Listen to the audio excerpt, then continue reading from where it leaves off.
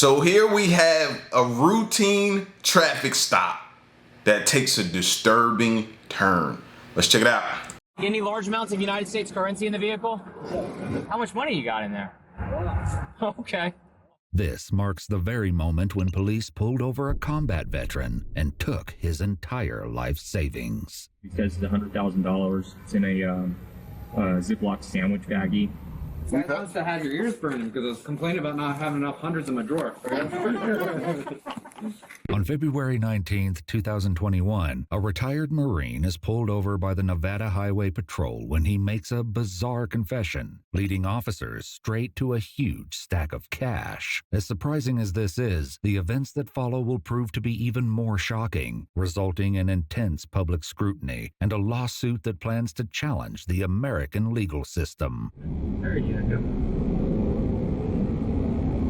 The driver of this vehicle was following that red and blue semi-truck too closely, less than a second following distance. I was driving under the speed limit to stop him up here at Mustang or make sure everything's okay. Officer Chris Brown pulls over Stephen Lara of Lubbock, Texas. Travel appearance.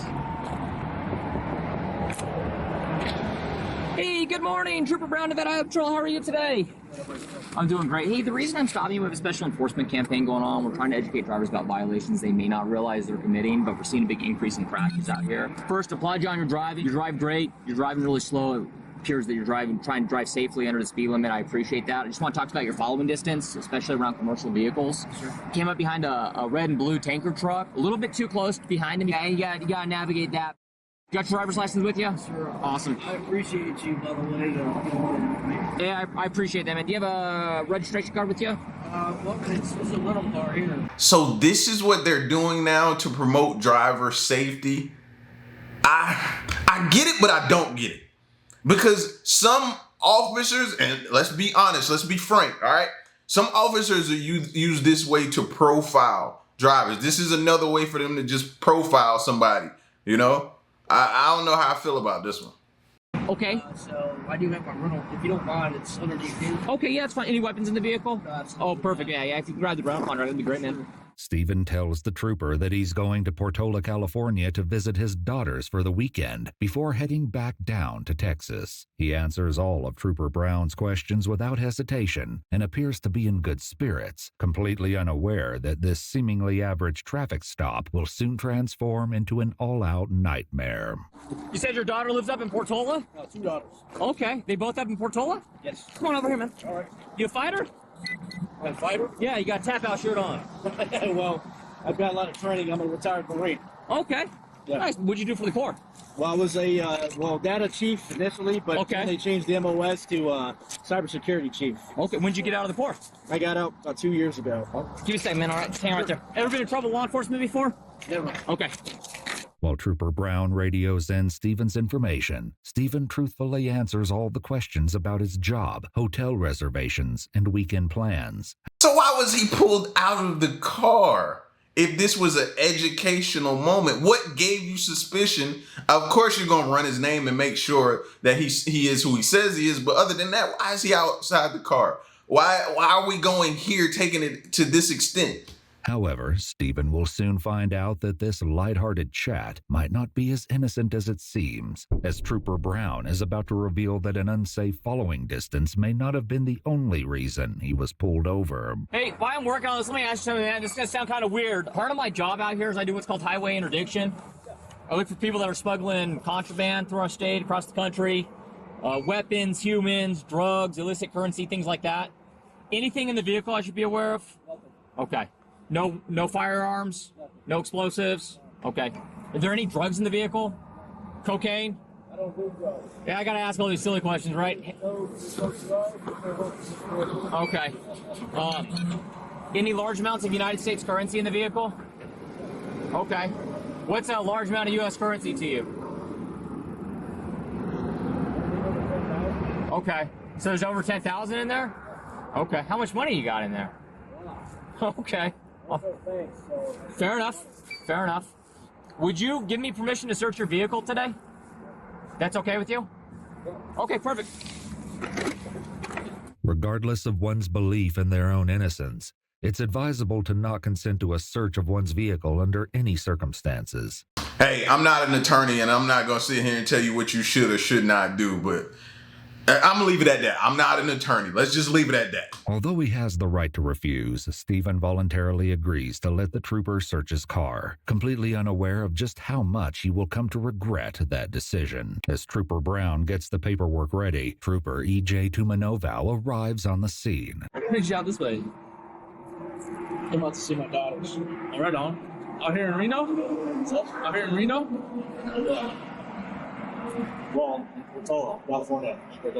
They doing okay? I know you guys are suspicious. Y'all are asking lots of questions so I can get to. Yeah, I'm not really worried about anything, so I'll give you any information you want. But. As Trooper Brown gives Stephen the paperwork to read and sign, Trooper Tumanoval heads to his vehicle to get his sniffer dog, Jill, nicknamed Jillybean, to see if she finds anything suspicious.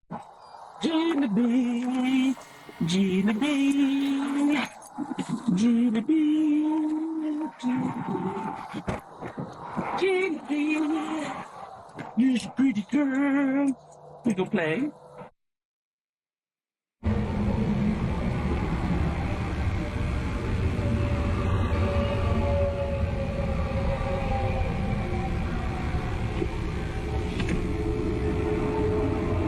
While some dogs sit to signal a positive hit, other dogs are trained to freeze, just as it appears Jill does while searching the car. After letting Trooper Brown know it was a positive alert, Trooper Brown searches the contents of the trunk when he comes across a camo backpack.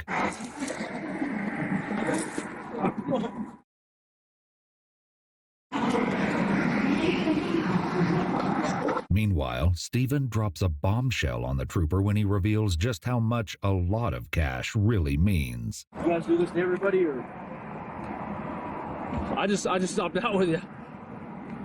Our job is to look for traffickers. I'm not saying you are. I'm a retired Marine. Yeah, like I said, I don't know. I was just called here to help out. Must be the haircut. Is it? I don't know. I almost got the same if I would put it down. I don't know. He's gonna find a large amount of cash in there. Is he? That's okay, because I got my receipts in there too, so. How much cash? A lot. Hey, he said there's a large amount of cash in there. I already told him.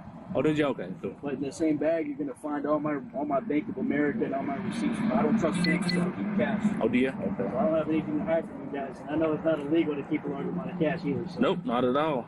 How much cash you got? Probably about 100 grand. 100 grand? Whew. Have you ever been stopped before and had money taken from you? From the government?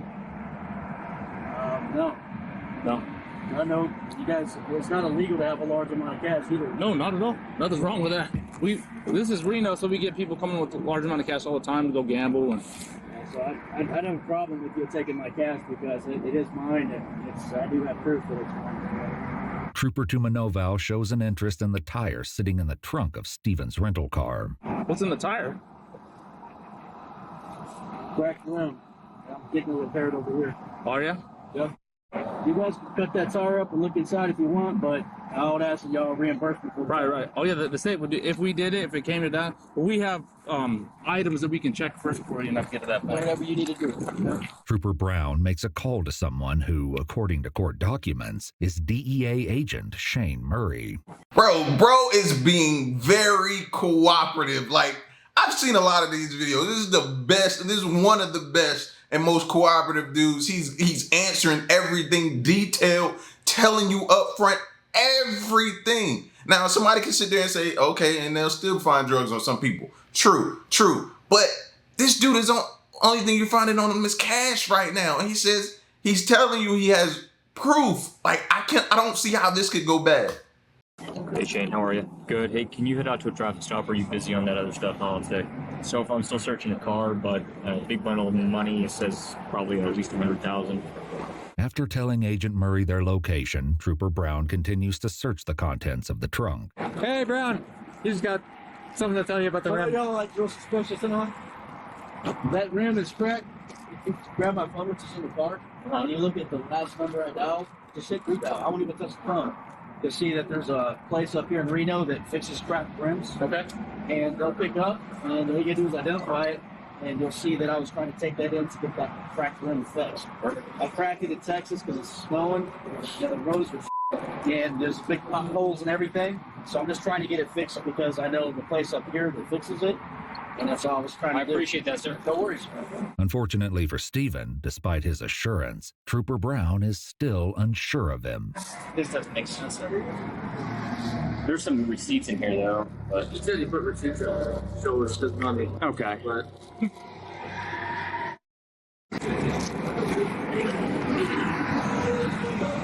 All right, man. So here's the deal. All right.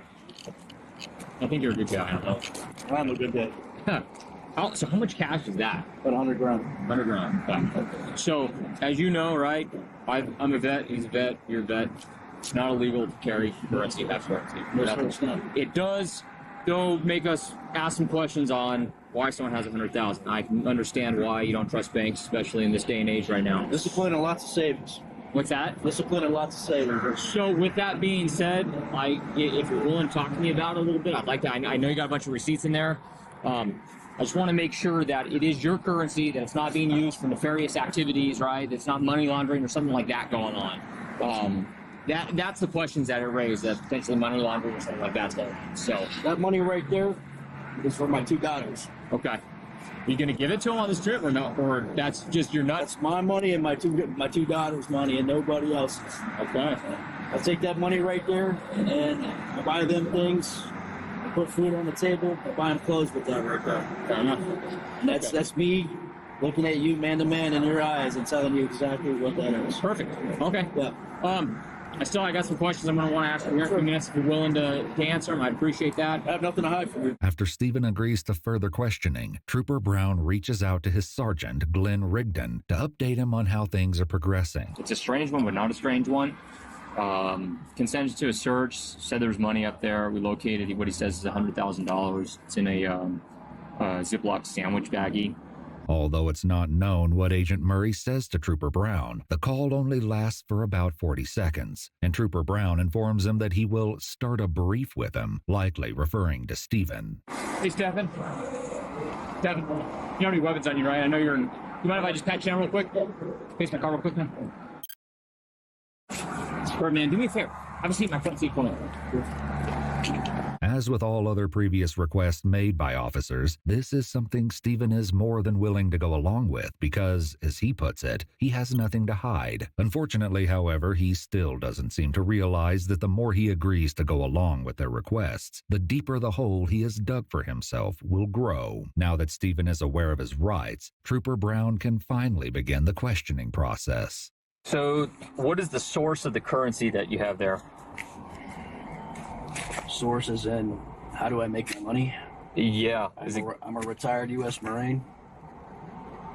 I get money from the VA for my disability.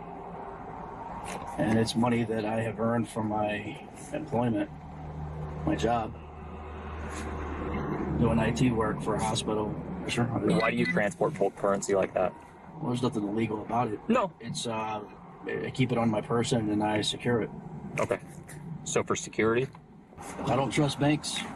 That's Okay. why I have a large amount of currency there with all the receipts, which I keep in there for this type of purpose, in case anybody questions it. And if those receipts get looked into, you'll see that those are my accounts that those deposits are made for, or those withdrawals are made from.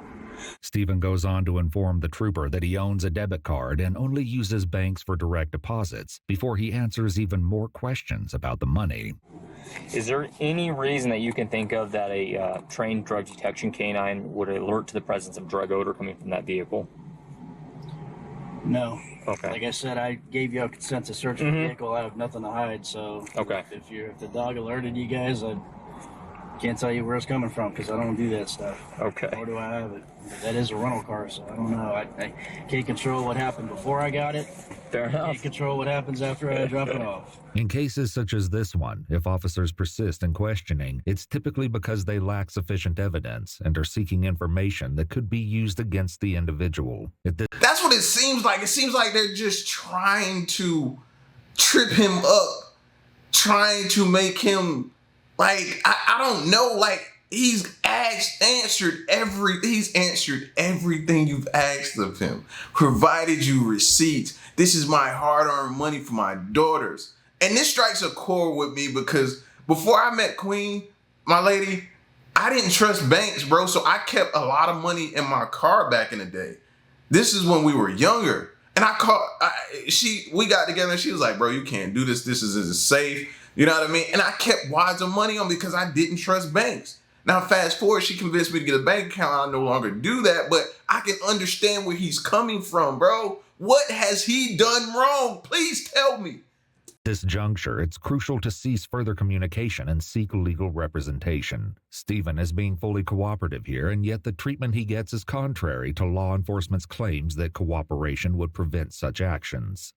If the currency was to be utilized for a business transaction, personal purchase, is it going to be used for any of those, or is this just your savings? It's my savings, and I plan on buying, getting a home. Okay. For my daughters and I in Texas. Okay, so you're planning to use that to buy a home in Texas? Yes, absolutely. Although Stephen has been an open book throughout this entire process, Trooper Tumanovow is keen to take Stephen's amenability a step further. Hey, so you said you're okay with us going with your phone? What do you want to go through my phone? What are you looking for? Just trying to verify everything's correct like you've been telling us. The only thing I'm authorizing you guys to do is make the last phone call I made just to verify that I was going to take that tire, that rim to get it fixed. Okay. But, I got personal pictures and stuff on there. I don't want you guys looking at the pictures and stuff. You know what I'm saying? I want to go through your pictures if you're okay with that. Yeah. So I can look at everything else but your pictures? Yeah, that's fine. That's fine? Okay. Despite any officer's demeanor or apparent friendliness, it's imperative that one refuses access to their cell phone in a given situation. As awkward as it must be to have a stranger look through your phone, Stephen has no idea how much more uncomfortable things will get. But while the questioning comes to a close, Sergeant Rigdon pulls up to the scene where he can be heard taking a call from DEA Agent Murray. Imagine how many drug dealers they're letting go by while dealing with this dude. Now, if I'm wrong and we get to the end and he got drugs, I'll be the first to admit I was wrong.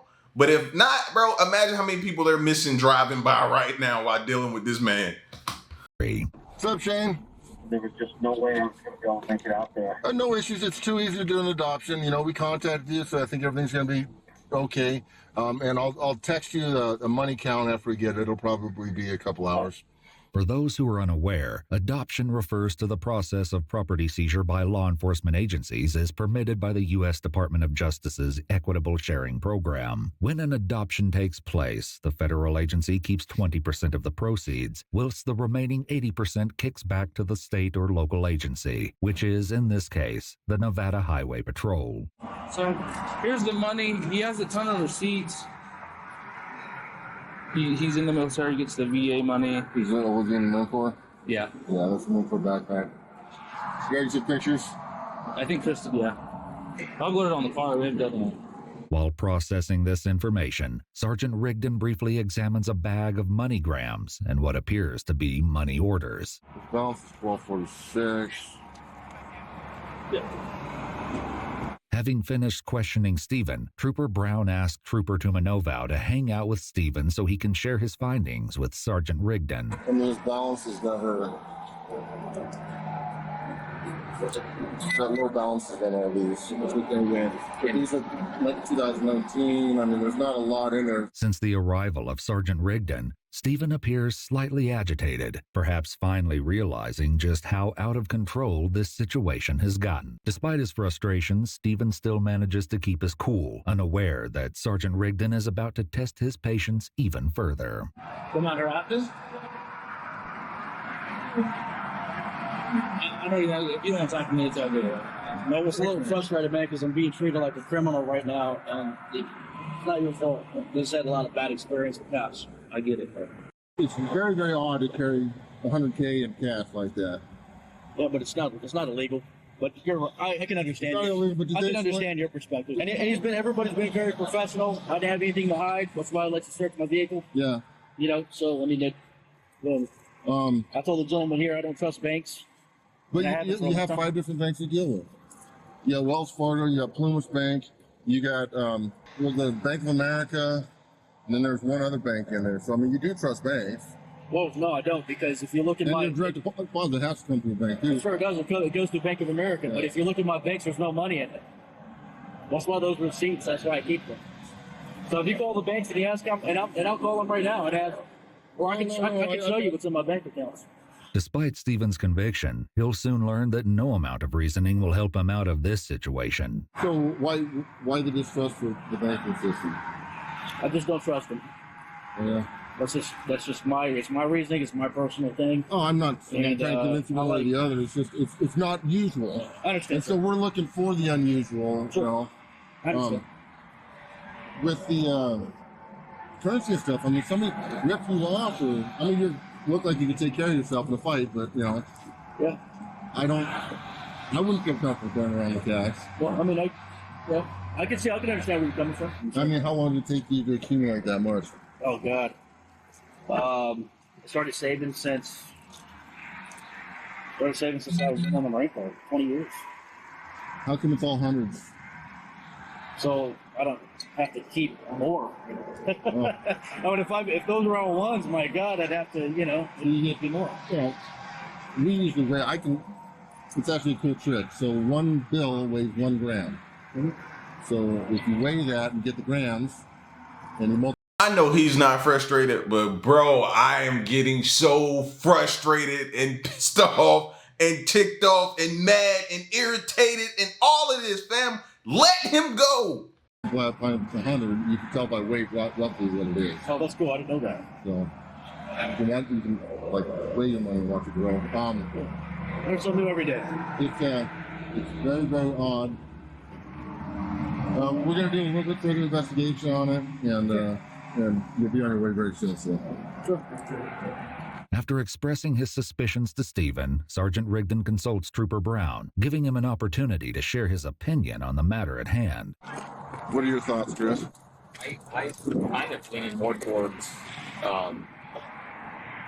it's odd, but it's odd, but it's not packaged like normal. No, and he's answering the questions. There's receipts here, and I would like to put the dog on the currency, man. Okay. Yeah, I mean everything lines, as odd as it is, everything lines up. But the travel story and stuff like that, man, I'm gonna get out my scale and weigh that. Sergeant Rigdon requests the assistance of a second sniffer dog. This time, Trooper Brown uses his own dog to detect the bag of money.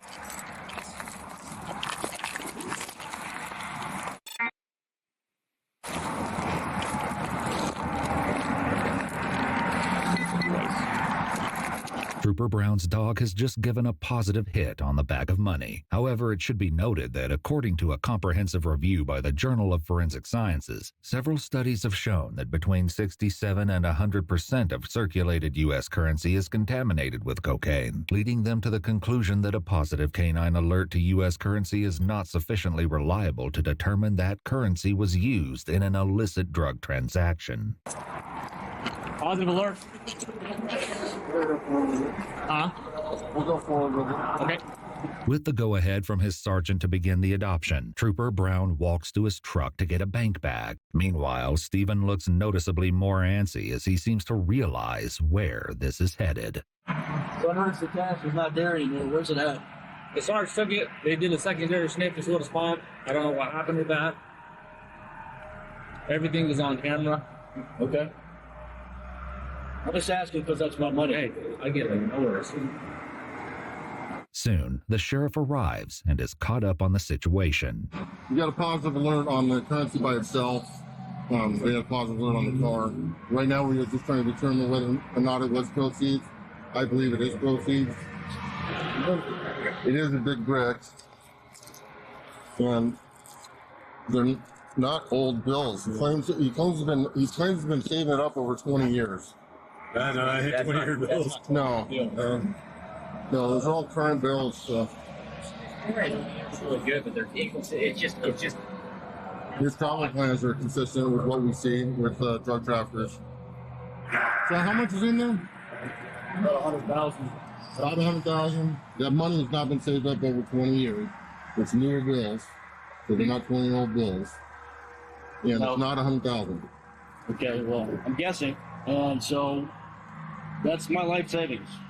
I've been saving since I went in the Marine Corps, which is in 2000. Okay. So that I've been saving for the last 20 years. Roger. What we're going to do, I believe there's drug proceeds, dog related to it. Drug proceeds? Yeah, it's very common, sir. We get people that are trafficking large quantities of marijuana from Northern California to all states east, even from Reno. Sir, I can tell you right now, I'm going to tell you exactly what's going to happen, okay? We're going to seize it today, but that doesn't mean we're the final judgment on it. It's going to go through the DEA, okay? So the DEA will contact you, and the DEA will provide you with a means to fight it. You're going to have to provide your pay stubs. You're going to have to provide your other receipts, stuff like that. Okay? After receiving this distressing news, Stephen desperately tries to convince Sergeant Rigdon of his innocence one last time, not realizing that his mind has already been made up. So if you take that money, I don't have any money for me and my kids this weekend. I don't have anything. You got a wallet on you? No. My jacket's in the car. Okay. I don't have anything. You don't have a wallet? Where do you keep your identification? It's in my jacket. Okay. Got it. I'm telling you, God is my witness. Now, I mean, I'm a retired Marine. I don't have any reason to do drugs or anything like that. That's my life savings right there for me and my daughters. I respect your service, sir. I served as well. Okay. I have got cops doing stuff that they shouldn't be doing, and they go to jail for whatever they're doing. That's not me. So you're who you are doesn't influence whether or not we take action on what we see. Okay? If it is legitimately earned income, you're going to be able to provide those pay stubs, and they'll give you all your money back. But I believe it's drug proceeds. It's not drug proceeds, sir. I'm telling you right now, it's not. Bro, I feel so bad for this dude right now, bro. Like literally, like my heart hurting for this dude right now, bro. Like 100, close, whatever it is, the amount is close to 100,000.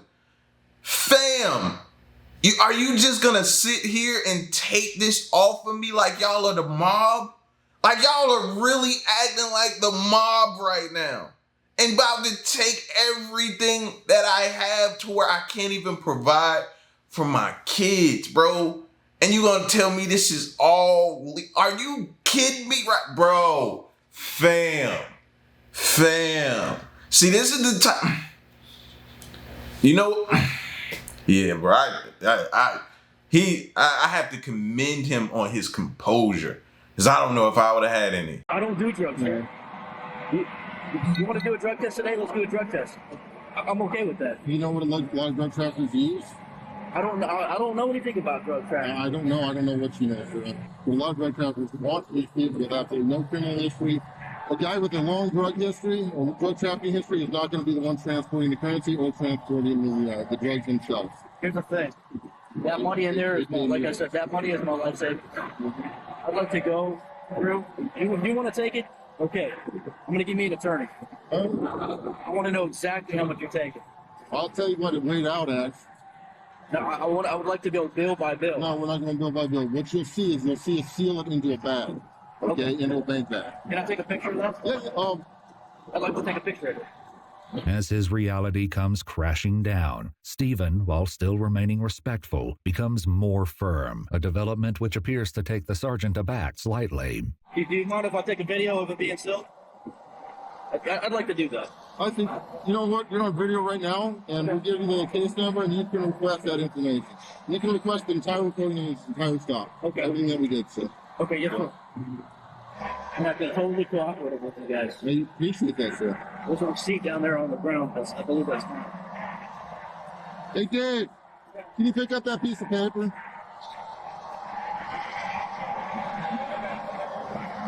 Yeah.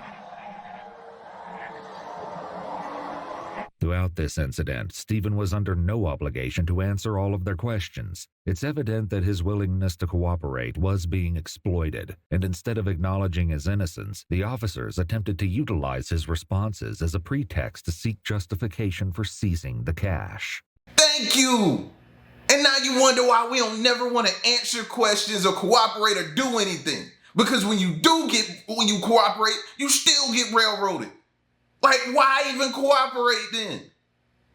Like, it makes no sense. As Stephen is left with no choice but to come to terms with what happened, Trooper Brown has been busy bagging up his life savings. But before he's sent on his way, Stephen has some parting words for Trooper Brown. Just want to let you know, I know you're just doing your job. Money that I have in my jacket is only $2. I have money to pay for my kids, bills, my hotel. The reason I need that contact and text. Got no way providing for my children. Get back to Texas. I know you're just doing what you feel is best, but Like you know, my sergeant. It sounded like my sergeant talked to you about that a little bit. Told you what was going on and those lines. So I just wanted to tell you, Officer Brown. I mean, you're taking money out of my kids' mouths.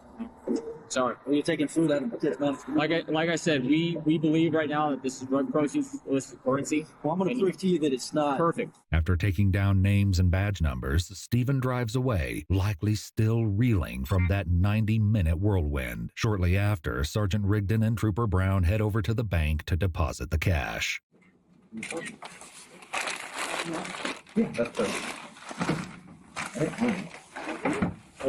The guy wants to have your ears burning because I was complaining about not having enough hundreds in my drawer.